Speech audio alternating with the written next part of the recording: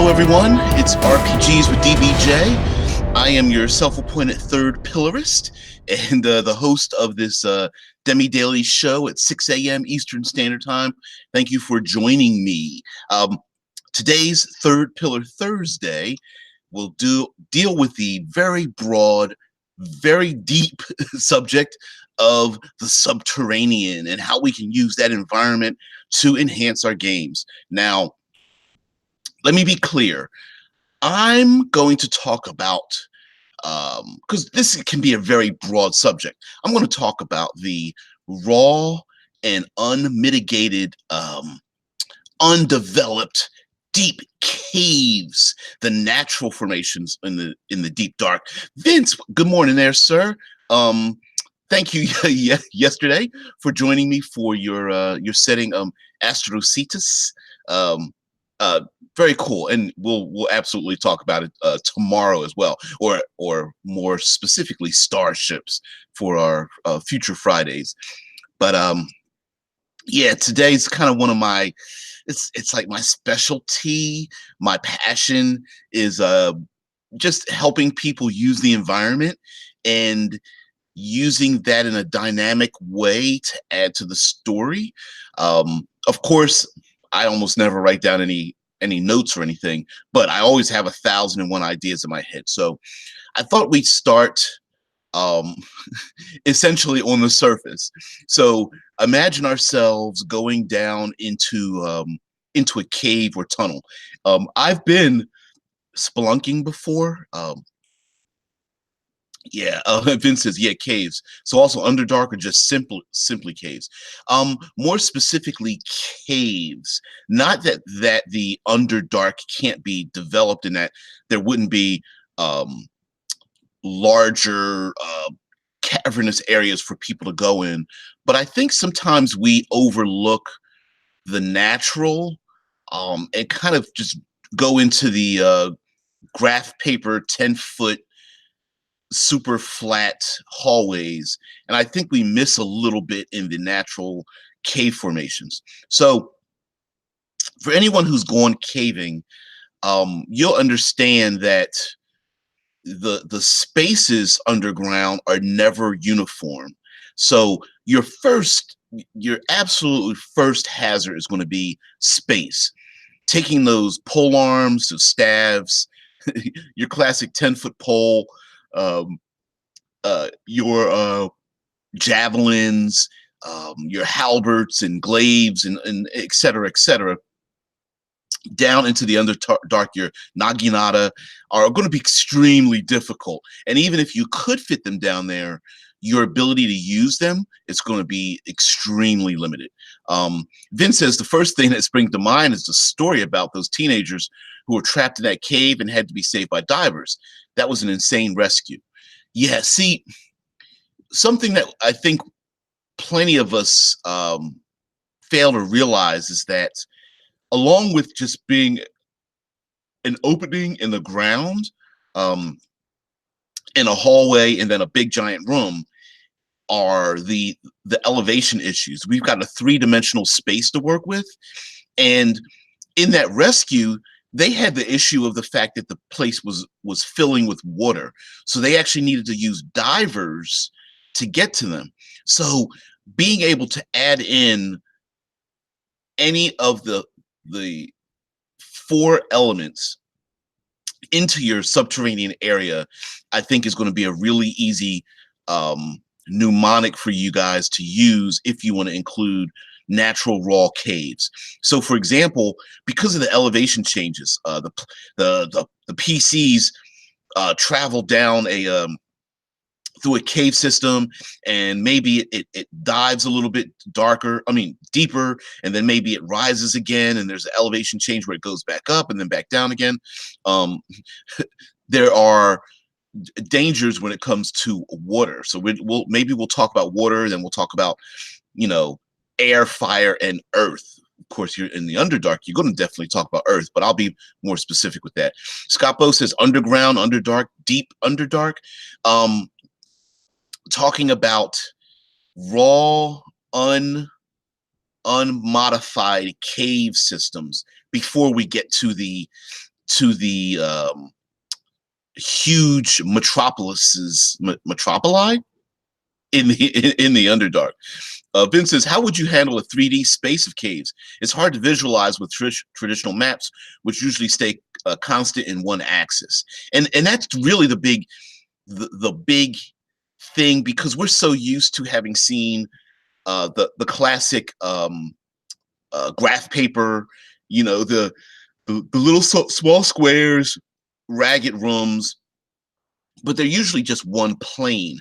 And without getting that three-dimensional space where maybe you come into a cave system and there's a huge area, but there are like almost like cavernous catwalks around, or the rock stretches from one place to another and you can walk across it almost like bridges or expanses.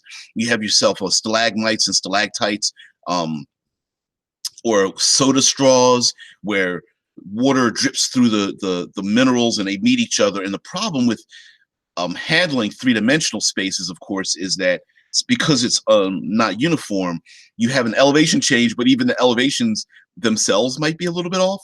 So I would suggest just using like a touchstone, using a narrative description. Hey, on the eastern side of this cave, the rock formations stretch up 30 feet. And oh, by the way, there are troglodytes with javelins or something that, are rocks that you're going to throw at you or something of that nature. And this use that as a method for players or the NPCs to scramble up or down to get at height advantages. Maybe there's a conflicts with fighting or wrestling, or maybe a tentacled creature may try to reach up and grab some of the PCs. A classic monster is the cave fisher, which is like a crab-like Underdark creature that uses its tongue or proboscis to reach down and grab PCs and grab them up and strangle them. Tesla Ranger says, yeah, you'd have to have an overhead view as well as an elevation or side view, or an isometric 3D view map. There are some really good 3D isometric maps. John Pintor is an artist that does really good, that recently that I've seen, that does like 3D mapping, where you're able to see the maps from the like a 3/4 angle. So it's kind of like you're looking at it from above and the side at the same time. Those are bizarre to look at. Very, very detailed. I love them, but they're really bizarre to look at because you're in my head. I'm always wondering like how I would draw it out. But describing it in a raw method, but in essence, knowing that you have and I'm air quotes, flat surface, but maybe 2 or 3 elevations in the room or cave or what have you. So you don't have to measure every few inches, but if there's a distance that's 10 feet or more, I would just point those specific locations out and have those places, whether there's creatures hiding behind them or there's wrestling and someone can trip and fall off of those elevations, things like that. Vince says they do that for classic dungeon maps that came out recently, like the Tomb of Horrors, and show how you can die in them. Yes, excellent places for cover, excellent places for ranged combat. There's a possibility of being able to take cover from area effects, or maybe there's area effects that can reach around corners, but the PCs don't know that there are other enemies, or even hidden areas, or secret doors, or concealed entryways. And remember, I said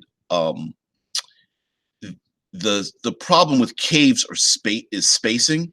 So another hazard could just be moving from one room to another. Could be the players have to duck or even crawl to get to an open area. So if they have to duck, maybe the humans or the 6 foot tall and taller creatures or PCs in your group have to duck down, and they have limitations, but your halflings and your gnomes and your sprites and things like that may not have to do that.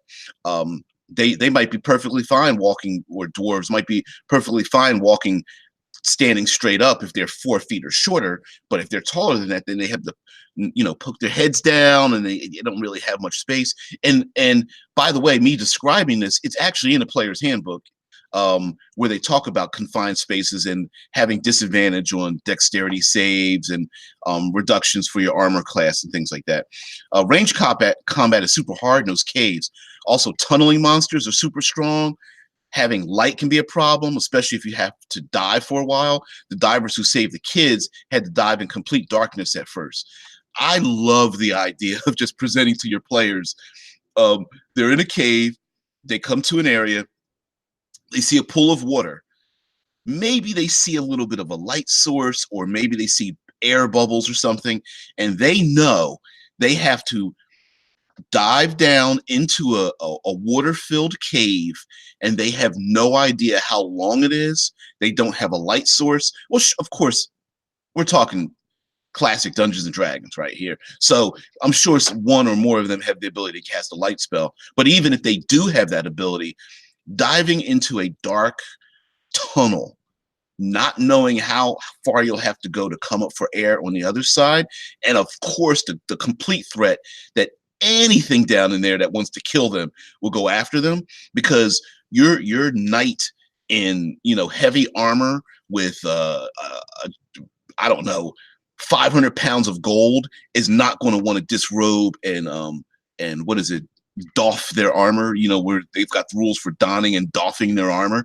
You have to take off their armor, maybe tie it to a rope, or the few PCs that are really good at swimming, or athletic skill for swimming, might want to dive down in there. If you're lucky, you've got a PC that's adapted to the water, but really that is a tough thing. And then, not that you want to split the party, but if one, or let's say half the party goes down into the water, maybe there's someone else on the other side, you've got PCs waiting at the beginning of the cave entrance, and then just imagine like the fight. Someone's in the water, someone's being attacked that's above ground in the entryway, someone's being attacked on the far side after they've swam 40 feet or something.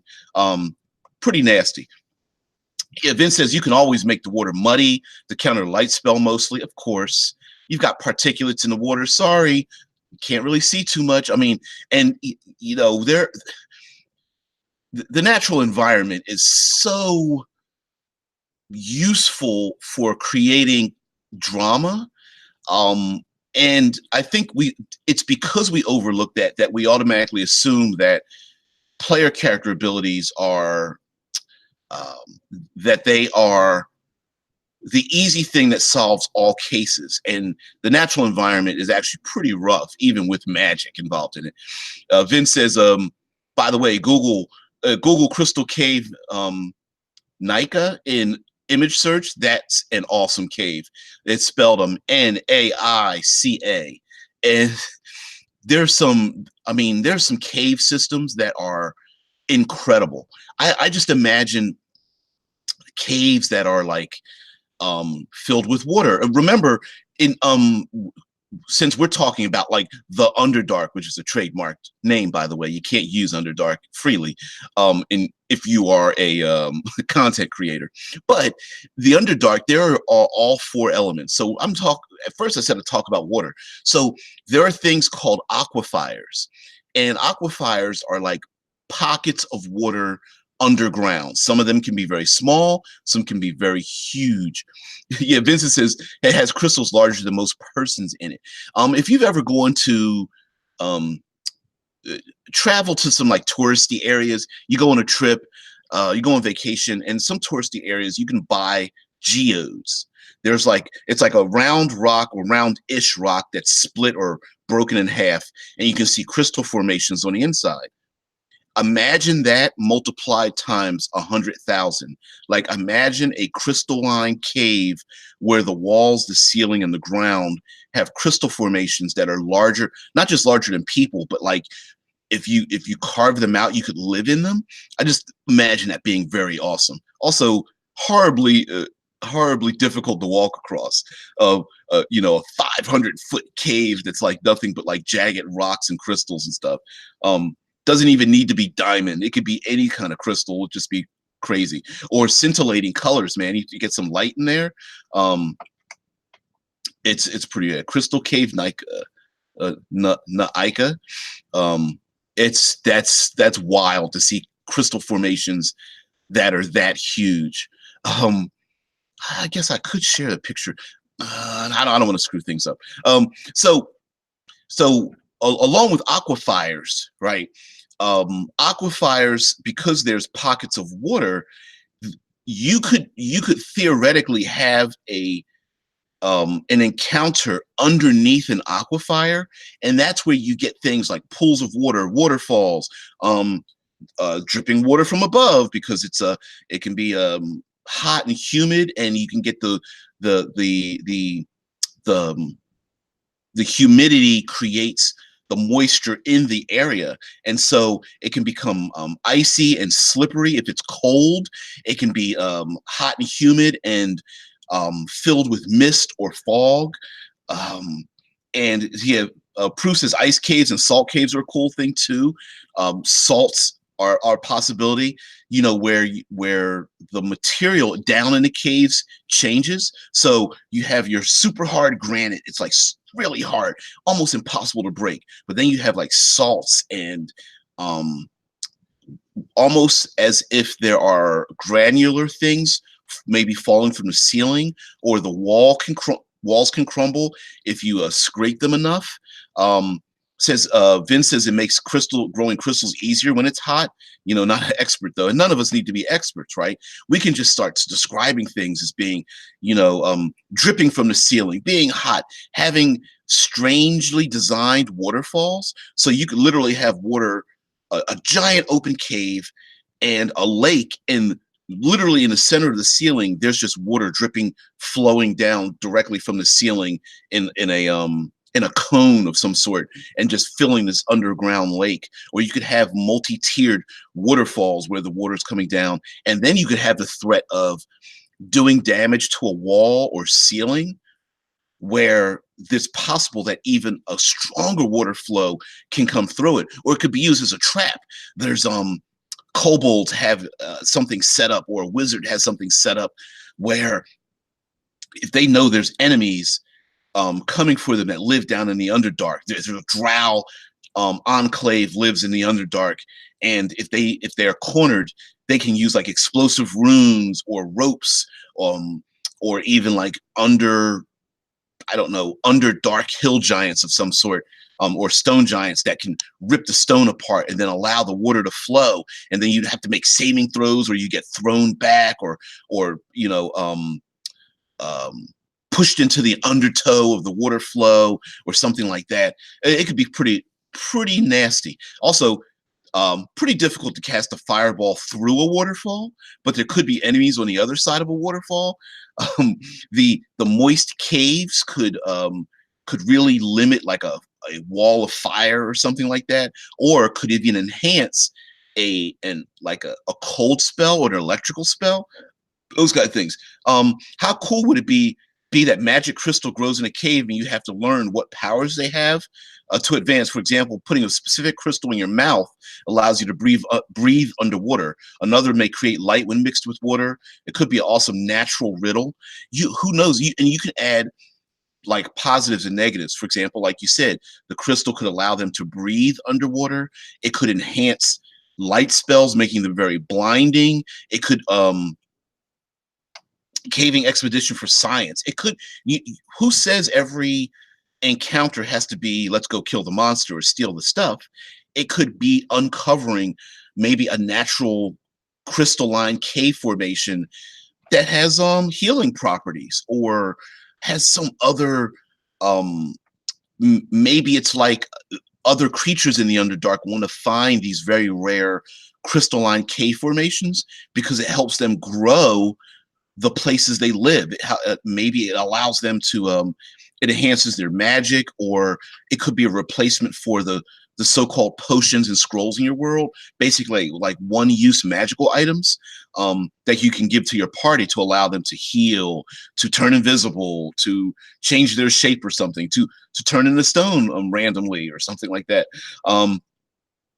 Yeah, some may explode. Now you have natural red barrels that blow up your enemies when they try to hide.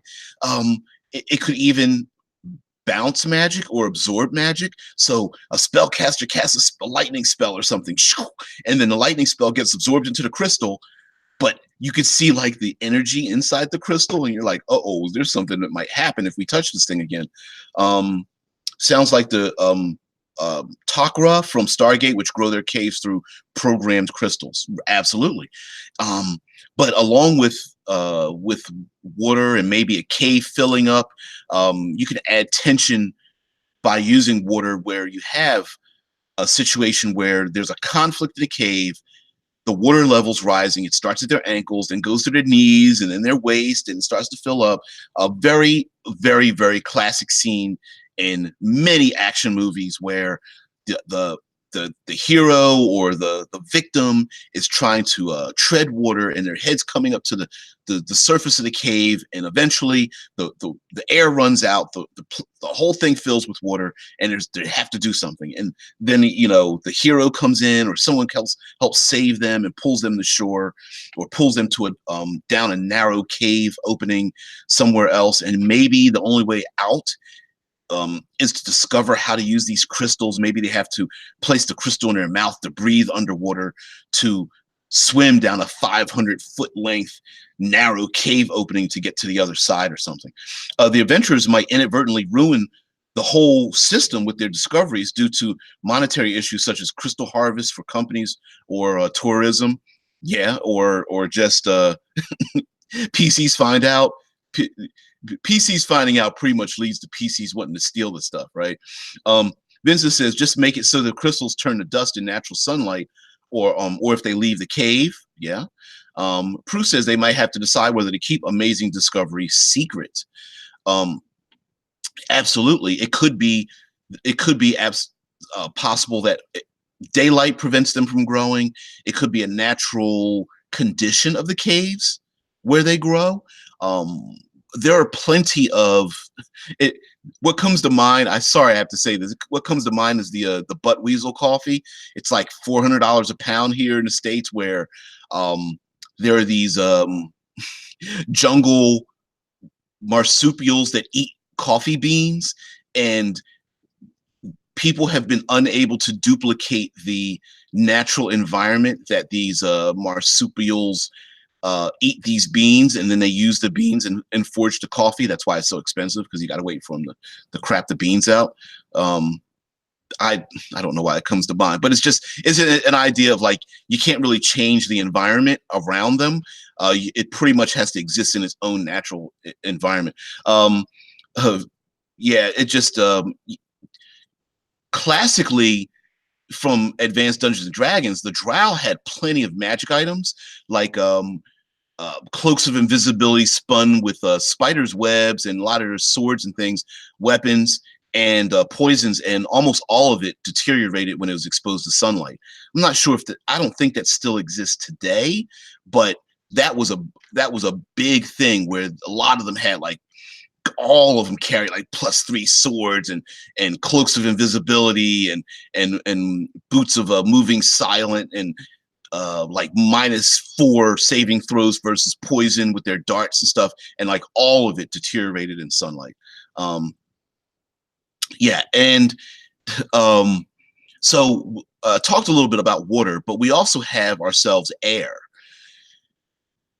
Often that's something that's overlooked, is the fact that the air can change underground, such as yeah, Vince says, yeah, there's that super metal that crumbles in sunlight. Yeah, they somehow had forged weapons that would pit and rust and rot due to sunlight. So that's an excellent way to limit limit the abuse, and forcing the PCs to have to go down another 5 miles underground to go down there. Yeah, Prue says gas pockets.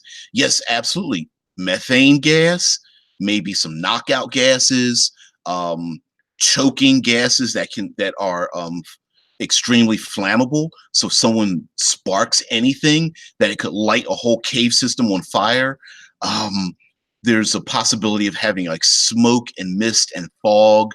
Um, gas pockets that knock people out, that make them choke.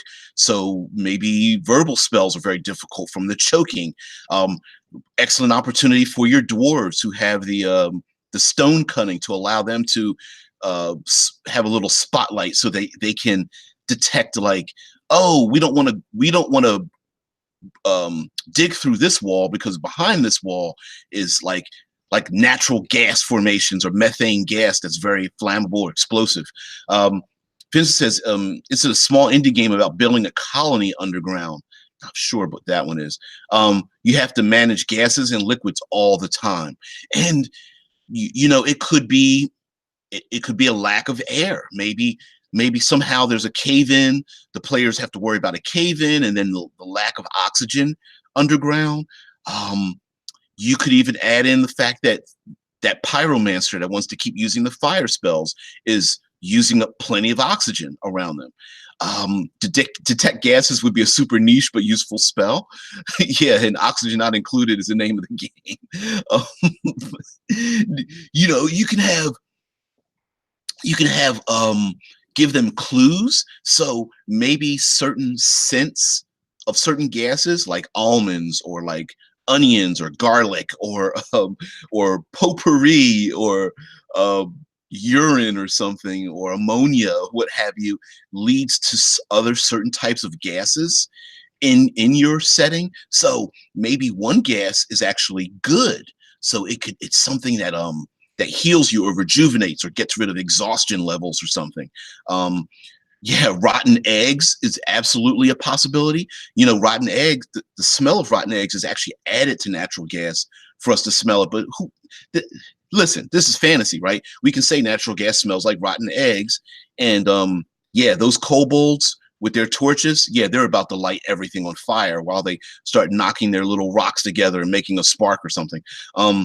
Certain Prue says certain monsters might leave behind certain gases or use gas attacks.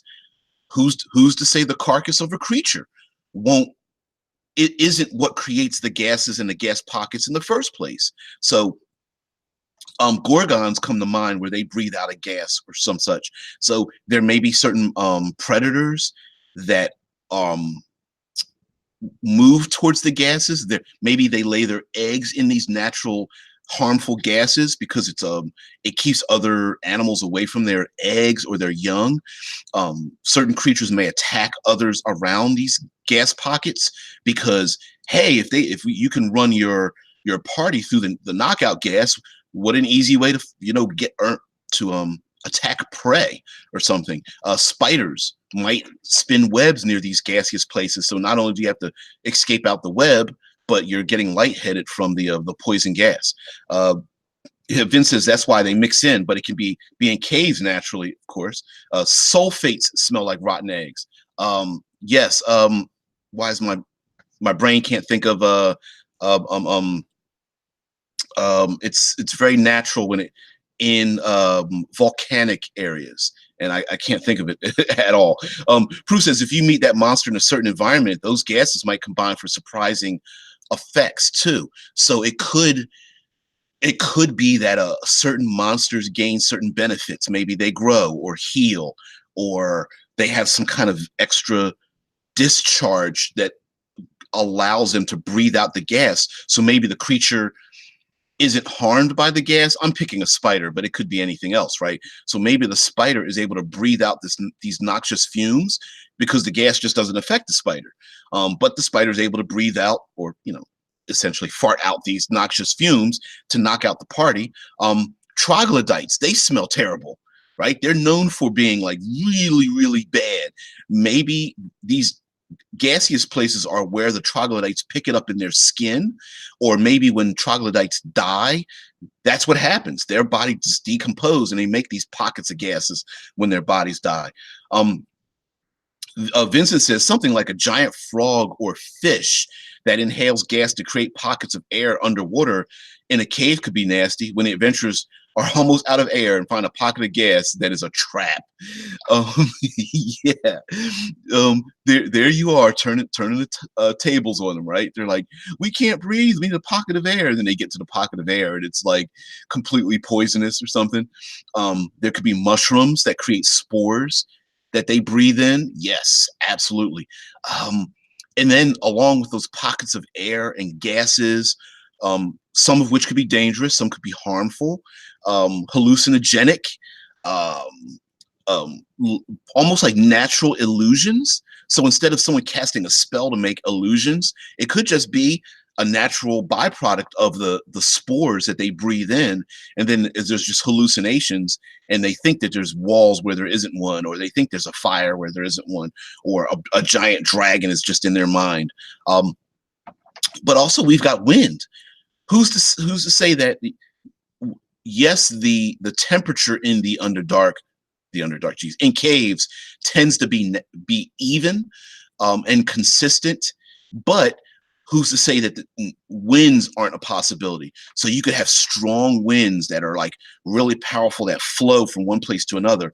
For example, when there's a cave in, there's the idea of using a flame to see if the wind blows a match flame, and then you can follow the airflow out to safety, or maybe like move rocks away from safety or something.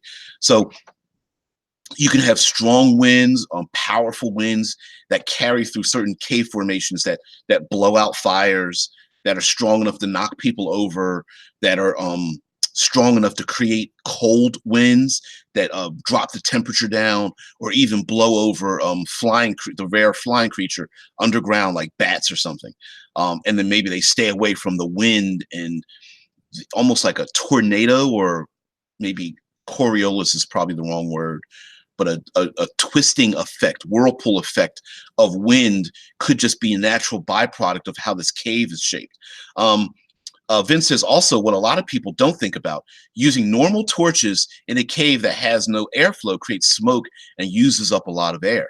And absolutely, so not only is it possible to create a hazard of not being able to breathe, you're creating a ton of smoke where there's no place for the smoke to go. That is, of course, if you find a cave that's got a lot of airflow in it, you're using up the air, and you're basically telling your enemies, "Hey, everybody, I'm down here because we've lit up torches." Yeah, orientation in caves is super hard. Imagine something like a cave will-o-wisp, which tries to trap you deep inside a natural labyrinth. Absolutely, and creatures that are not limited to walking, right? Us normal humanoids. If you don't have a humanoid shape, caves are awesome. Spiders, things that climb on walls, things that fly, will-o-wisps, your dreaded beholders, things that float are not, they have no problems in caves. They can float up into the ceiling. They can float around stalagmites and stalactites. You've got yourself pillars and things. So I talked about water and air. Of course, we can get the fire at the end. We'll get the fire at the end because that's your really dangerous one. But what about earth itself? Okay, you have we talked about crystals, using crystals, magic crystals, crystals that can help you and harm you, and grow into, almost like pillars in the Underdark. And so some of these could be extremely large, almost like things that connect the floor to the ceiling, like actual posts that hold up ceilings, like the foundation of a building, the structural integrity of buildings and such. And so some could just be huge and hollowed out for people to live in. Some could be narrow and fragile, and if they're broken, the caves could fall. Yeah, Vince says beholders in caves are super hard to navigate. They just make vertical drops, hundreds of feet deep. You have to climb if you can't fly. Well, hell, if you're at the bottom of a shaft and a beholder is at the top of the shaft, not only do you have no place to run, all a beholder has to do is float and turn pointing down, and use its eye stalks or that anti-magic eye and just blast the hell out of you. You know what I mean? And why wouldn't a beholder do that? They're quite intelligent. They know human beings are stupid, with their 20 plus intelligence or something. They're going to go, I'm just going to float up this shaft and wait for them to come after me. Yeah, my high level wizard realized he could just summon Umber Hulks or other tunneling monsters to drop down a whole fortress or a city. Yeah, and imagine you come to like a huge drow enclave, right? And these giant stone pillars or even crystalline pillars are holding up the fortress or the city, and they live in amongst it. But the hazard could be that the dwarf realizes that if we just attack these three main pillars, it'll collapse the whole thing on top of everyone. And so it could be that maybe like explosive runes or maybe using those other crystals that they found earlier could be used as explosives to pack around the base of these crystalline formations and explode them to bring the whole thing down on everyone. Of course, the PCs will be in the same cave, so they're going to have to run for it too. But absolutely, you can use that as a hazard. Um, the stalactites come from above. Stalagmites are from below.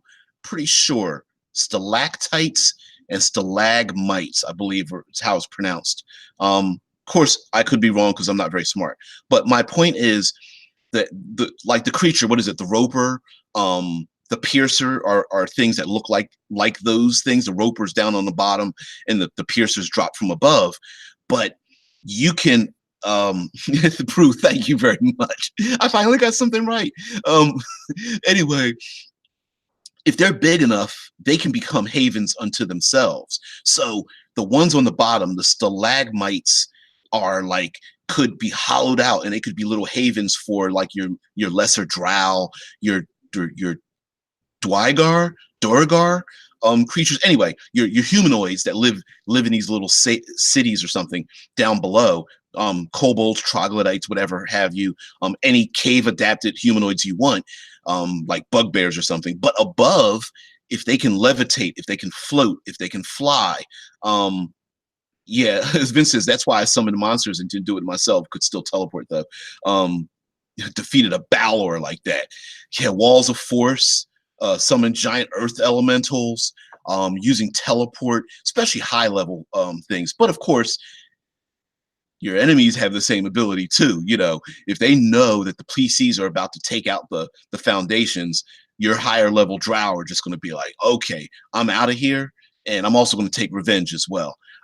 Your purple worms, maybe the PCs are able to draw purple worms from far away using like vibrations, and then draw them in like the sandworms of Dune, and draw them into these caves to dig through the crystal or like the diamond or something.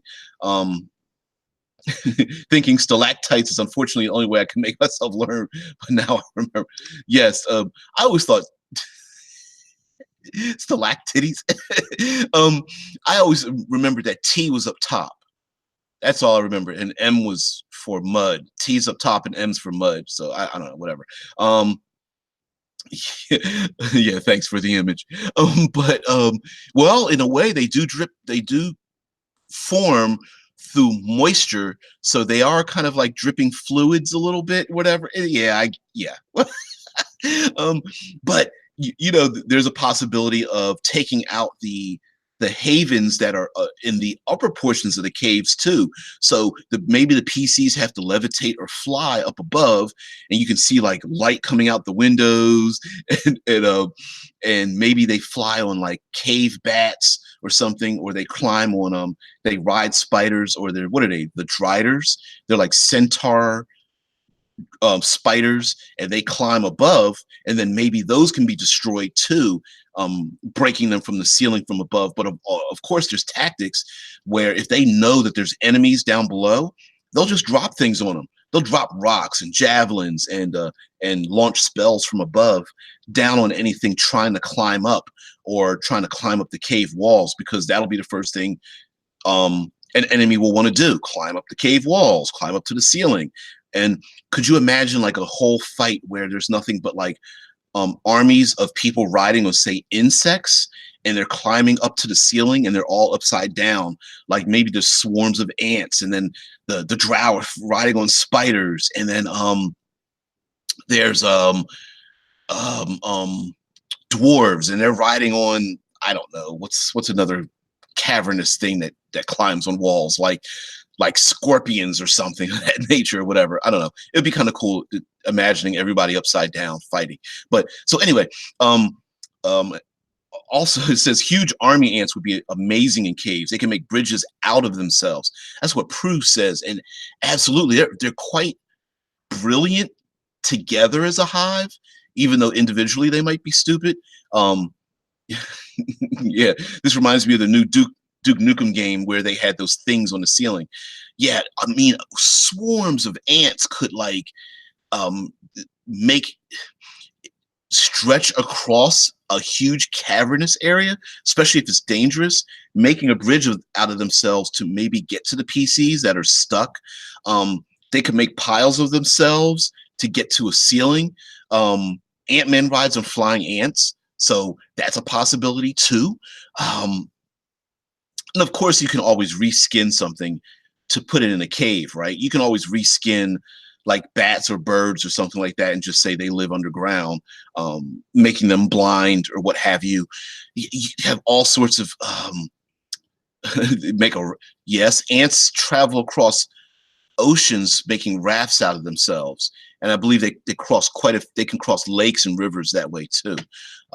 Nasty way to sacrifice yourself, but yes, linking themselves together to make bridges is a pretty nasty thing. But if there's someone like, say, an underworld druid could harness those ants to move or build areas, maybe blocking cave entrances, um, stretching across expanses, maybe an underdark druid that is an ally of the players. They can only reach the druid's unique place that they live, like an island in the middle of this lake that's on top of this pillar. And the only way to get there is the ants make a bridge of themselves, and the druid just walks across the ants back home. And when the PCs get there, the ants go away. So they're like, okay, how are we going to leave here? If we offend this druid, we're not getting out of here. Ants are awesome. Vince says ants are awesome. There are ants who permanently attach themselves to the ceiling and get fed with liquids until they look like giant drops of liquids and work like barrels. So it could be for an underdark ecology. Of course, we talk about like mushrooms and lichens and things, but who's to say that we don't we as if we live there, we don't um, farm insects and milk them to use as like a for water, for milk, for poisons, for alcohol. So maybe they like their bellies somewhat, I don't know what you would call their backsides fill or grow certain types of liquids, and when you feed them, they can be milk, they drip certain kinds of liquids, or they can be coaxed to drain out liquids from the inside of, or underneath their shell or whatnot, and that's what they eat. Or maybe there's like a pus like their abdomen. Yeah, maybe there's like a pus like liquid that's very nutrient but just like looks like snot, but the people live off of it. Or it could be like a milk, or they grow, it's like a natural formed alcohol. Like to them, it's no big deal. But for us, it would be like an alcoholic beverage. They could have to boil it or mix it with something, or mix it with like mushrooms or those dangerous spores that we had to breathe through before that were hallucinogenic.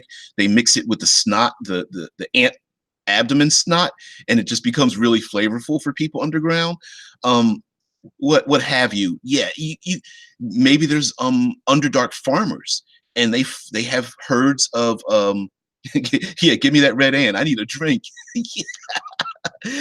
Maybe they're small enough, like they're handheld, so you touch or squeeze the ant and it just squeezes into a cup, or you just grab the ant and squeeze it into your mouth and let the ant go. um you can come up with really crazy, wild underdark cultures that might do that. And that could lead to something else, right? The PCC, all they see is a swarm of ants. Let's go kill the ants. But their allies are like, no, those ants, we need those ants. Um, because they help us out.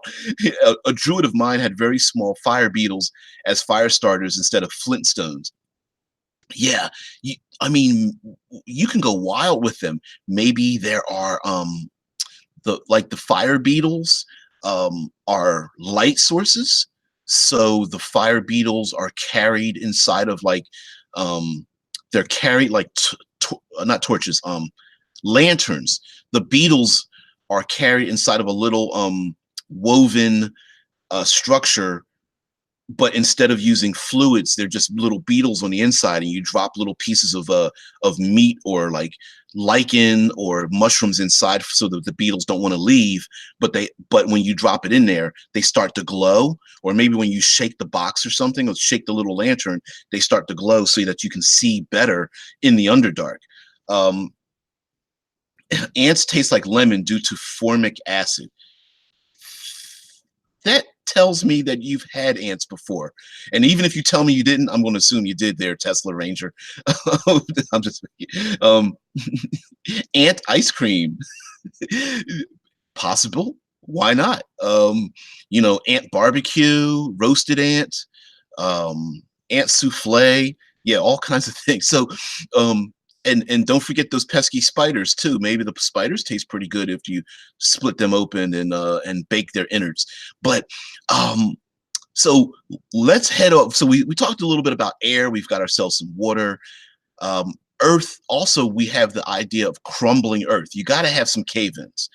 The possibility of cave-ins. What is it? An hourglass uses sand, but imagine being in a cave that's basically a giant sized hourglass. And so maybe befriending these druids with these ants, they happen to know the safest places because Vince says there are lots of cultures who eat insects. Absolutely. Um, um, Cave civilizations would most likely do so.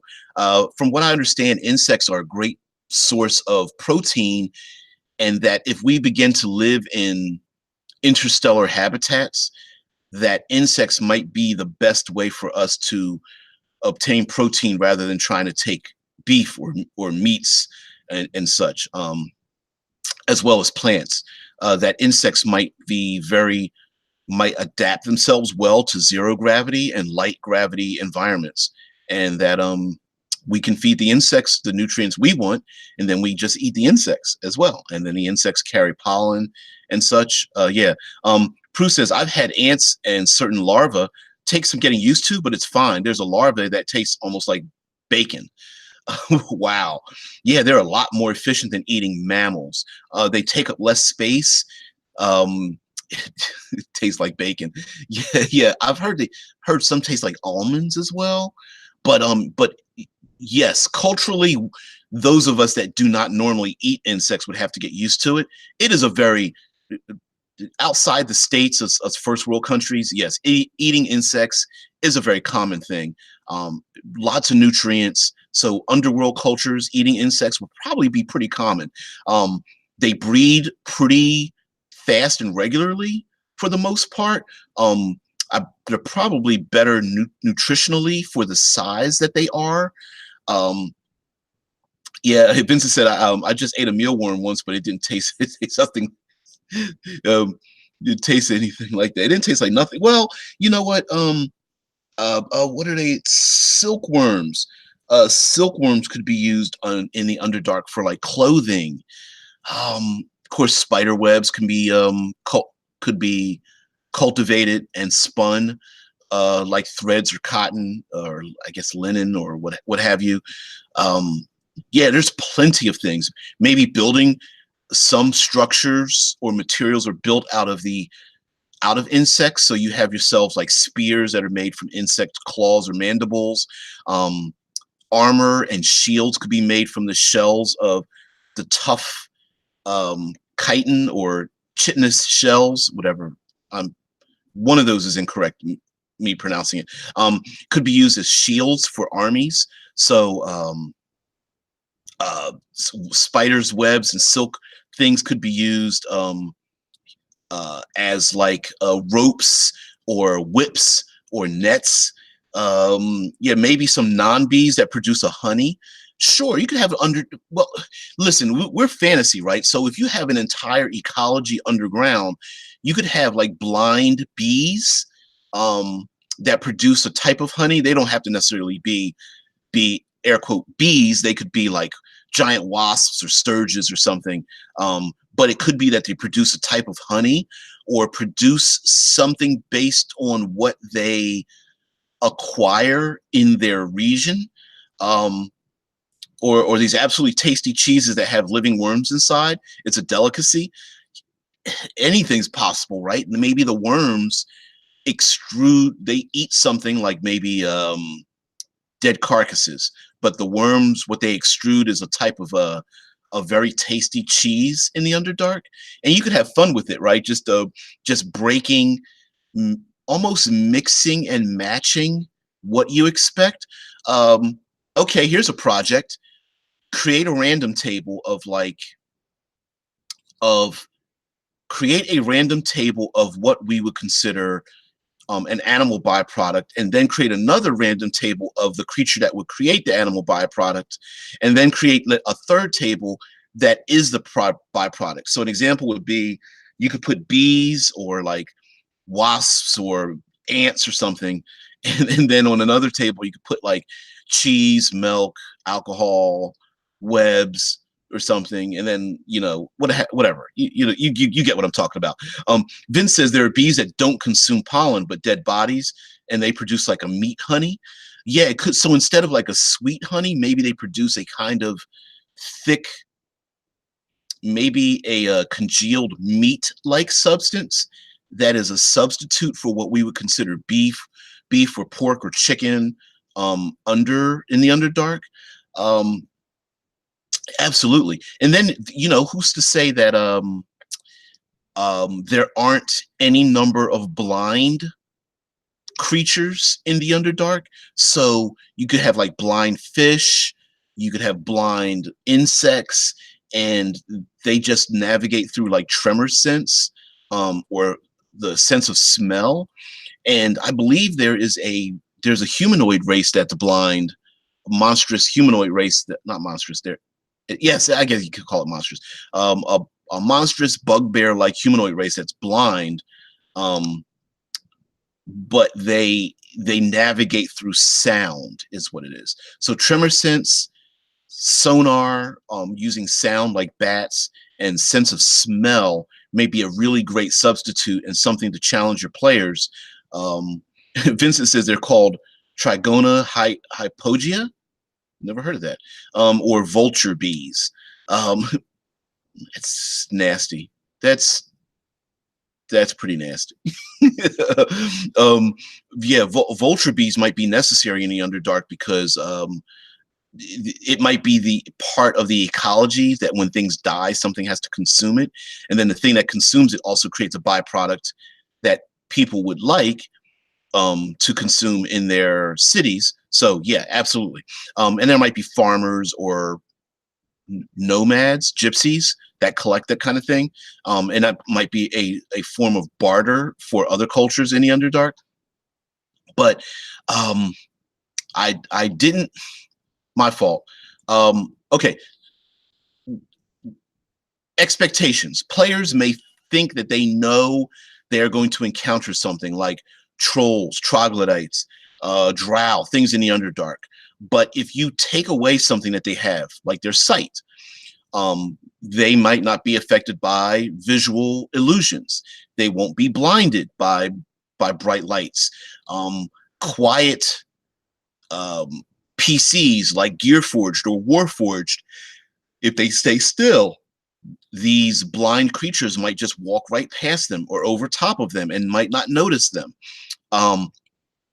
Somatic spells, someone who yells out or screams, or that bard that uses their singing, maybe they are the ones that some of these creatures pile on because of their sound. It could be that just throwing a simple rock might distract some, like let's say there's blind trolls, and these blind trolls have a very acute sense of sound because they have like huge bat ears, and a player character thinks they're like, oh, I need to get away from here. They pick up a rock, they throw it across the cave. The troll immediately hears the rock land on the other side. It goes scrambling after the rock. The halfling rogue scrambles away, and then the troll realizes that it made a mistake and maybe goes after them, or maybe it has an acute sense of smell and is like sniffing after them, and then maybe the PCs have consumed these the byproduct of these vulture bees that produce this like congealed meat byproduct, and the troll can smell it. and it knows when anything that eats this meat, it's good for me, so it starts sniffing it out, and maybe it starts sniffing around the player characters or their equipment. They leave their packs as they climb up a cliff face, and they sniff down, and it starts sniffing in their backpack or something, and maybe that's a clue to something else. Also, drow probably, or a Dwygar, or some other subterranean cultures, like maybe subterranean lizard folk that are like albino or what have you, or troglodytes or kobolds or whatever. Maybe they have trained blind animals as pets and security, but those pets can smell or hear enemies coming close to them, and they are like guard dogs or hunters, or they are released from cages or released from sacks that they carry on their back to go after prey. Those vulture bees might not like the skin or the scent of troglodytes, but it sure does like the scent of those brand new PCs that came down 5 miles into the Underdark. So that could be something. Also, spell components. If you want to get into the nitty gritty, maybe there's certain types of blind creatures that can sniff those out. There could be others that are confused by if a magical person creates particulates in the air, maybe it disrupts sonar. So like the as sound bounces off of solid objects, it could be disruptive and confuse them. And of course, you have yourselves bats. The default sonar creature are the bats. So there could be kobolds that ride on the back of bats, and the bats can navigate through these tight caves all they want, because bats are like excellent in navigating in caves, of course. And but the PCs learn that they not only rely on it, that's the really only way for the kobolds to get back and forth quickly.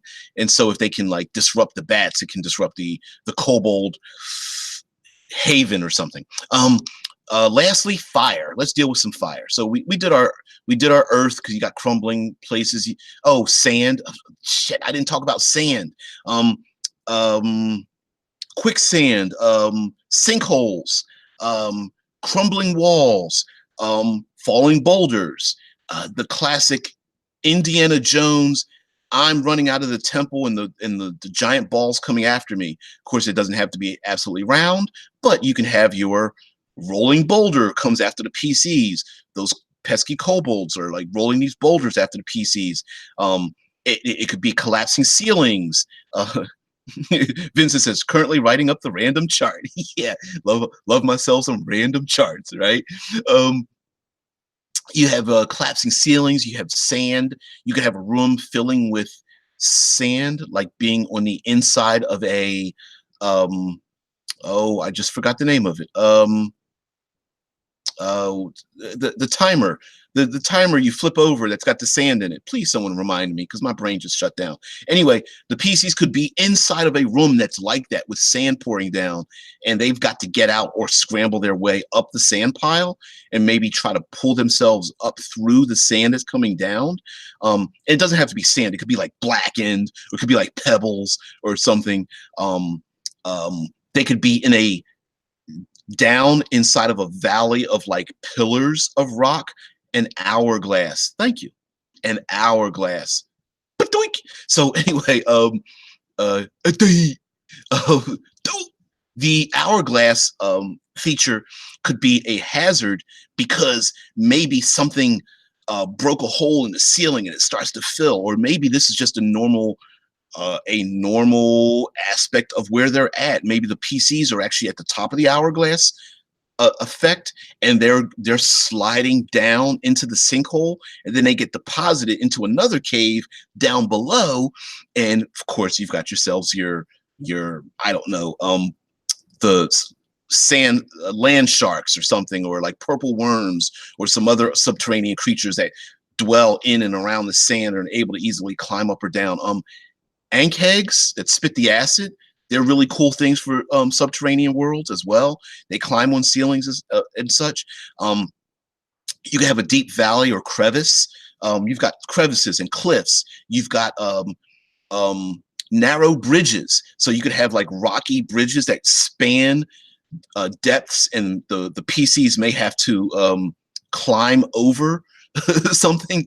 Here we go. Vince was actually being serious. Okay, so Vince creates the types up a very quick, very easy random chart. So types up for the animal byproduct could be cheese, milk, honey, wool, hide, meat, silk, bones, eggs, oil, whey, gelatin, broth, fur, horn, wax, scales, musk, pearls, sponges.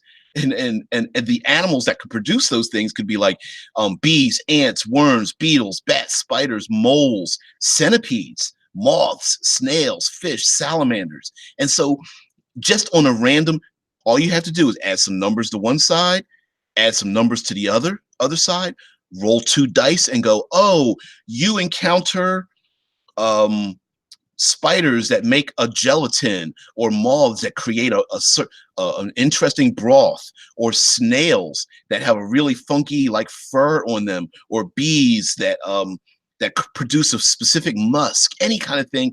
And then now it becomes very unique and different and original for your specific setting. And then as you mix up the random table, you can create different cultures. So you could have, let's say, 3 different dwarven cultures. Vince says, I am always serious when it comes to random charts. You don't tell me.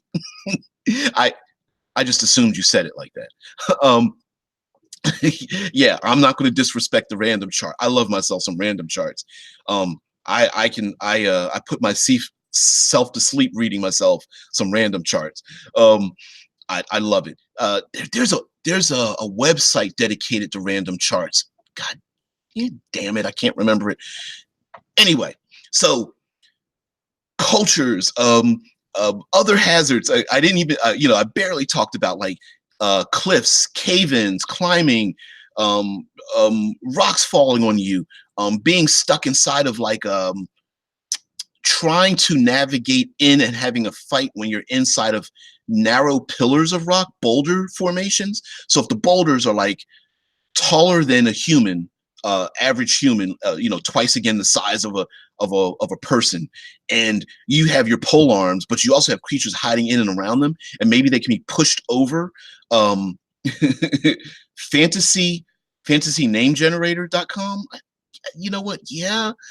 Oh, I know there's yes. I'm not saying that's wrong. I'm saying I know there's a website that has been cultivating other people's random charts and putting them into a random chart database. So it's like a random chart. It's a database of random charts for random things. But anyway, but fire. Let's end this on fire. So we have ourselves some air. We got ourselves some water. We got ourselves some earth, definitely underground. We added ourselves some other things in there. We've got different cultures and animals, natural things in the Underdark. We even talked. Yeah, we'll have to have Subterranean in 2 parts. I should have just been like, okay, let's just talk about like one thing, because there's so much you can do with it. And of course, as your self-appointed third pillar-ist, because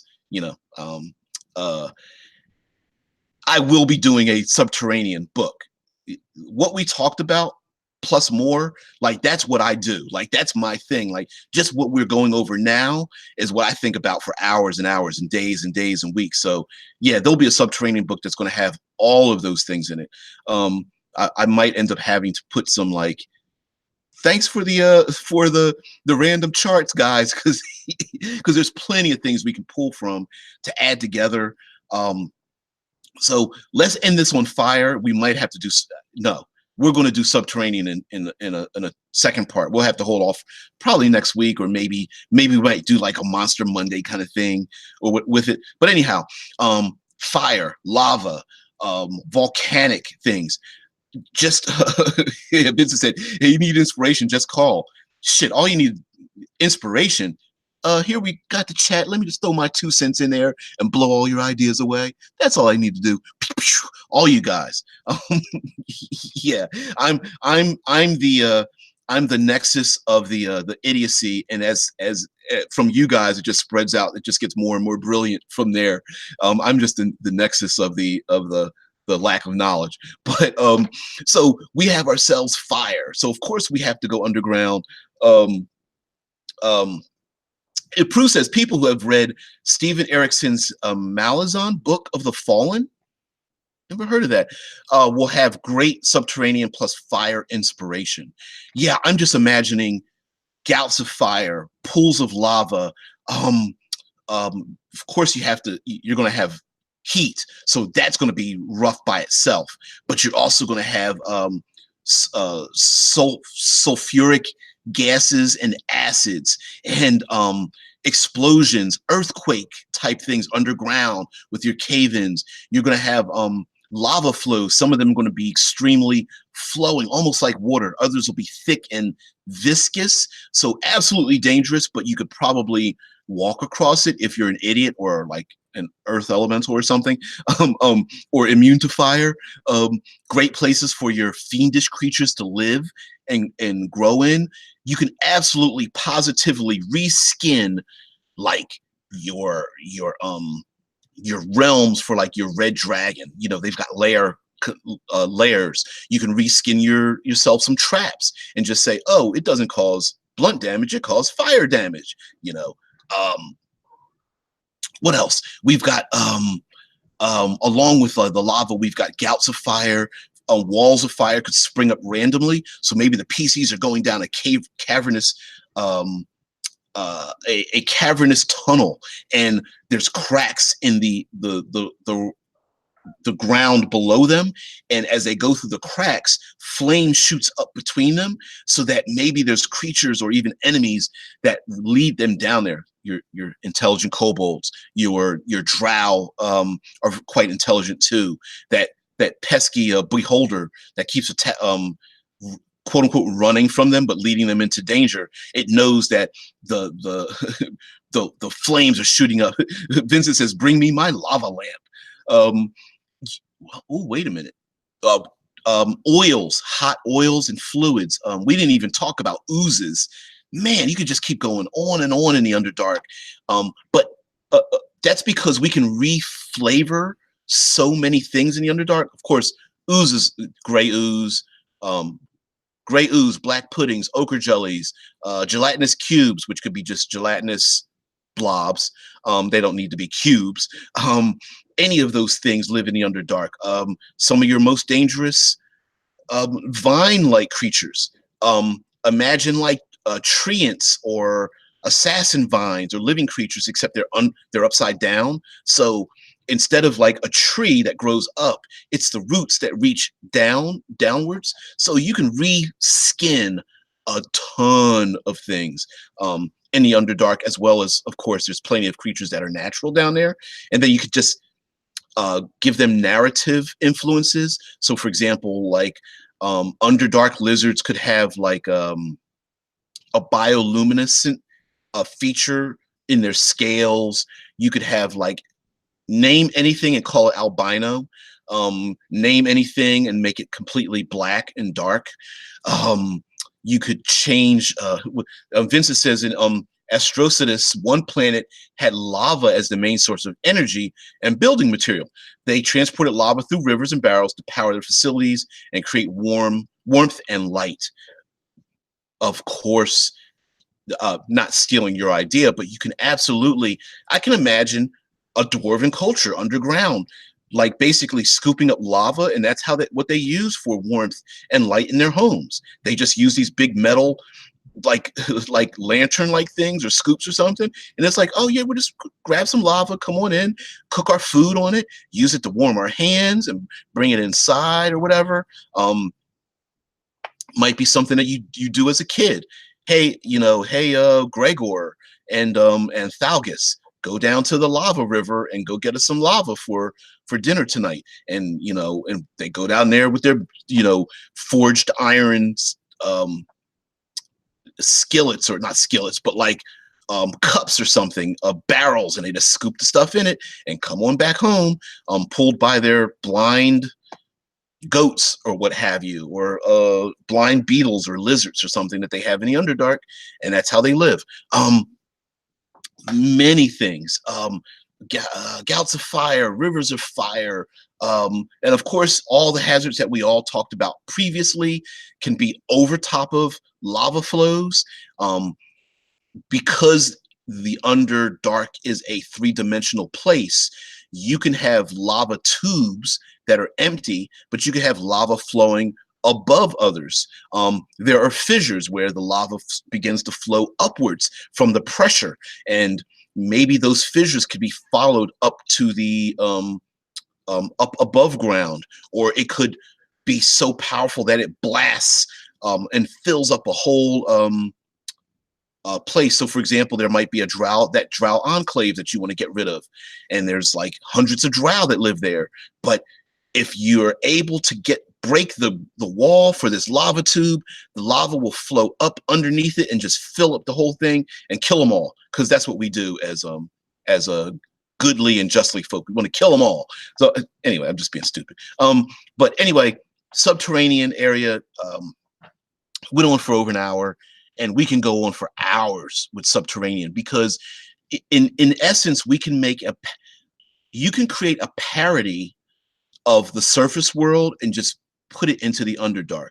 For example, will-o-wisps could be cultivated to make a small sun in a super huge subterranean world.